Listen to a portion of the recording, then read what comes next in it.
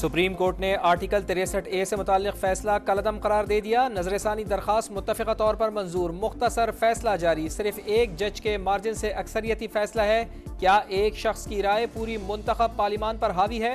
जमहूरियत इसलिए डीरेल होती रही कि ये अदालत गलत इक़दामात की तौसीक़ करती रही। क्या गारंटी दे सकते हैं कि मैं कल जिंदा रहूंगा? हो सकता है ये मेरी आखिरी सांस हो। चीफ जस्टिस ऑफ पाकिस्तान के रिमार्क्स। जस्टिस नईम अख्तर अफगान ने कहा, पीटीआई ने अपने दौर में वोट ना गिने जाने से मुताल्लिक कानून साजी क्यों ना की? तहरीक अदम एतमाद आने वाली थी तो सुप्रीम कोर्ट में रेफरेंस दायर कर दिया। सुप्रीम कोर्ट ने 2022 का अपना वो फैसला कलअदम करार दिया जिसमें मुनहरिफ रुकने पार्लियामेंट का वोट ना गिनने का उसूल वज़ा किया गया था।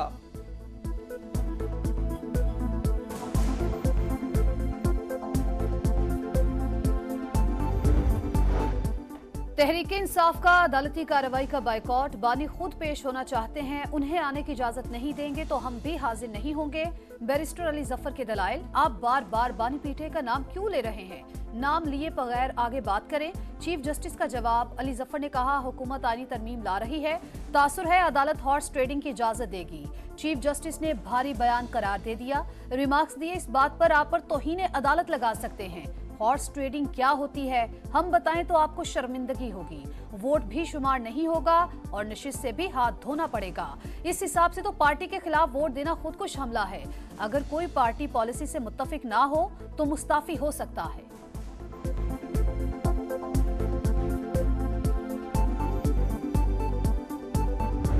ये बिल अपनी तफसीलात के साथ इस काबिल नहीं है कि उसको पास किया जाए, उसको सपोर्ट किया जाए, उसको मुअख्खर कर दिया जाए तावक्त कि ये कॉन्फ्रेंस अपने अंजाम को पहुंचे। आईनी तरमीम पास करने या सपोर्ट करने के काबिल नहीं, किसी सूरत हुकूमत के साथ नहीं चलेंगे। मौलाना फजलुर रहमान का दो टोक ऐलान। उजलत किस बात की है?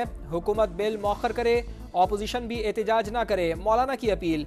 आर्टिकल 63A पर अदालत का फैसला कबूल कर लिया। बोले, फैसले को खरीदो फरोख्त का जरिया नहीं बनना चाहिए।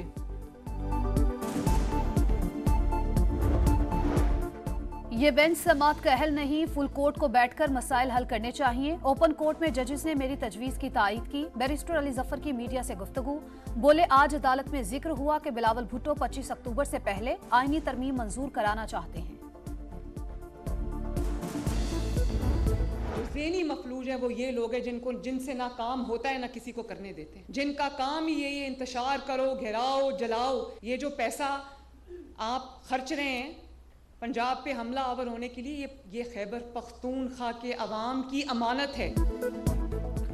पंजाब पर हमला आवर होने के लिए आप अवाम का पैसा इस्तेमाल कर रहे हैं। फितना और फसाद सिर्फ तबाही ला सकता है। क्या जलाओ, घेराव और फितने की सियासत तरक्की और नौकरियां दे सकती है?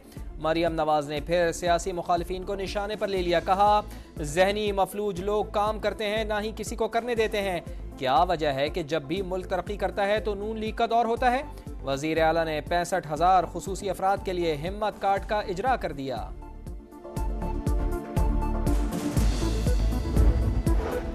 इस्लामाबाद पर धावा नहीं बोलने देंगे। कल किसी ने एहतजाज किया तो नरमी की तवक्को न करे। वजीर दाखिला मोहसिन नकवी का दो टोक पैगाम। बोले, वजीर आला खैबर पख्तूनख्वा दारुल हुकूमत में एहतजाज के फैसले पर नजरसानी करें। गैर मुल्की सरबराहान मुमलिकत की मौजूदगी में एहतजाज मुनासिब नहीं। कोई वाकया हो गया तो खमियाजा सारी जिंदगी भुगतेंगे। ढेर गिराने की तैयारी है। पीटीआई के अंदर से बंदों की लाशें गिरानी है, उस पर सियासत करनी है, खुद ही बंदे मार दें, मुद्दा किसी और के ऊपर डाल दें। हमारी अदलिया है, उनको इस पे नोटिस लेना चाहिए। पीटीआई के अंदर से लाशों के ढेर गिराने की तैयारी हो गई। अली अमीन गंडापुर अमन अमान के लिए खतरा बन गए। अदलिया नोटिस ले। सेनेटर फैसल वाडा की प्रेस कॉन्फ्रेंस। बोले, हुकूमत के रेट को चैलेंज करना मुल्क से गद्दारी है। मजबूर ना करें कि अपने फोन में मौजूद चीजें सामने रख दूं।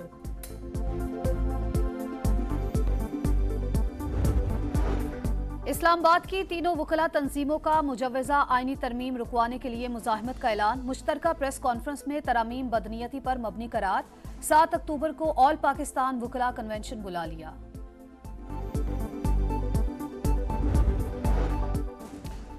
पाकिस्तान और मलेशिया के ताल्लुकात बेहतरीन, मिलकर सरमायाकारी में ताउन करेंगे, वादों पर पूरा उतरेंगे। वज़ीर आज़म मियां शहबाज शरीफ और मलेशियन हम मनसब की मुश्तरका प्रेस कॉन्फ्रेंस। मुफाहमत की याददाश्तों पर दस्तखत। अनवर इब्राहिम का कराची में ट्रेड ऑफिस खोलने का ऐलान। दोनों रहनुमाओं का पाक मलेशिया बिजनेस डायलॉग से खिताब। शहबाज शरीफ ने कहा, मुख्तलिफ शोबों में ताउन को फ़रोग दिया जाएगा, सरमायाकारों की हौसला अफजाई की जाएगी। अनवर इब्राहिम ने मुआशी तरक्की के लिए पॉलिसीज़ का तसलसल ज़रूरी करार दे दिया।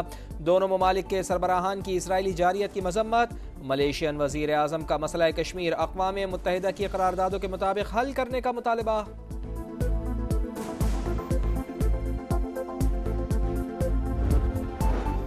इसराइली जारहियत नामंजूर, जमात इस्लामी और पीपल्स पार्टी हम आवाज। हाफिज नईमुर रहमान और बिलावल भुट्टो की मुलाकात, मशरिक़ वुस्ता की सूरत हाल पर तबादला ख्याल। इसराइली जारहियत बढ़ रही है, अंदरूनी मसले अपनी जगह, हम सबको एक पेज पर होना चाहिए। बिलावल भुट्टो की गुफ्तगू।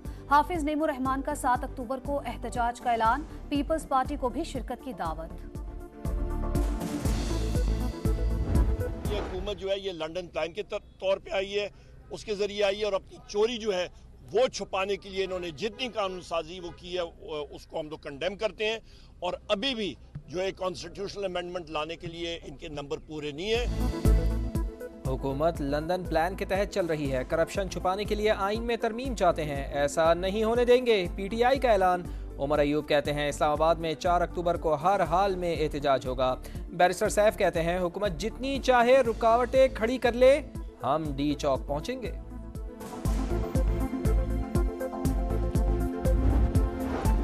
नक्से अमन का खदशा, लाहौर में पुलिस का क्रैकडाउन, मुख्तलिफ इलाकों से PTI के 84 कारकुनान गिरफ्तार। शहर में 6 रोज के लिए दफा 144 नाफिज। रावलपिंडी में जलाओ घेराव में मुलविस मजीद 170 नामजद मुल्जिमान गिरफ्तार। बहावलपुर में 9 मुकदमात दर्ज। लाहौर हाईकोर्ट ने 9 मई मुकदमात में 3 PTI रहनुमाओं की जमानतें खारिज कर दी। हाफिज फरत अब्बास और शेख इम्तियाज फरार हो गए।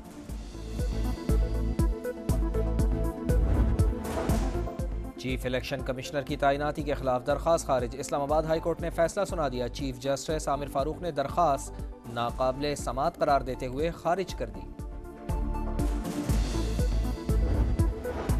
पाकिस्तान इस्लाहात लाए तो ये आखिरी प्रोग्राम हो सकता है। IMF मिशन चीफ नेतन पोर्टर का वॉइस ऑफ अमेरिका को इंटरव्यू।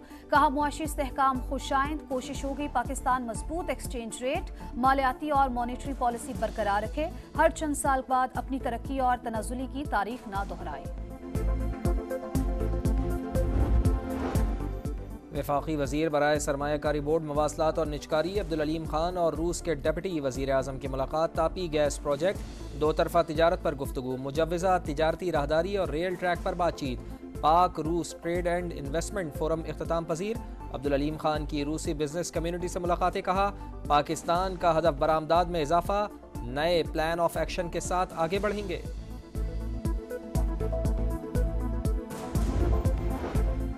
शरह सूद में कमी का इम्कान, सरमायाकार सरगर्म। पाकिस्तान स्टॉक एक्सचेंज ने नई तारीख रकम कर दी। 100 इंडेक्स 82,722 की बुलंद तरीन सतह पर पहुंच गया। मार्केट में 16 अरब रुपए से जायद का कारोबार। वज़ीर आला पंजाब मरियम नवाज रूडा प्रोजेक्ट्स की तकमील के लिए पुराज़म। चीन समेत बैनुल-अक़वामी इदारों से इश्तराक का फैसला। एराज़ी पर तजावुज़ात रोकने के लिए स्पेशल पुलिस फोर्स कायम करने की मंजूरी। ज़मीन के गैर कानूनी खरीदो फरोख्त रोकने का हुक्म।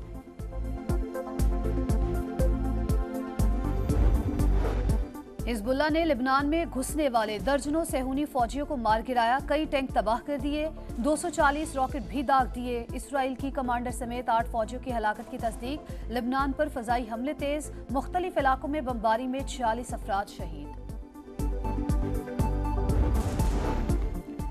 गजा में इसराइल की सफाकियत जारी, जनूबी और वस्ती गजा पर बमबारी, 24 घंटे में मजीद 51 फ़लस्तीनी शहीद। मजमूई तादाद 41,689 तक जा पहुंची। मगरबी किनारे में इसराइल की पुरतशद्दुद कार्रवाइयाँ। हेब्रोन में कर्फ्यू, सेहूनी फौज ने कई फ़लस्तीनियों को गिरफ्तार कर लिया। UAE में मेला सज गया। विमेंस T20 वर्ल्ड कप का आगाज, बांग्लादेश ने स्कॉटलैंड को हरा दिया। स्कॉटिश टीम 120 रन का हदफ हासिल न कर सकी। पाकिस्तान टीम कुछ देर के बाद श्रीलंका से मुकाबला करेगी।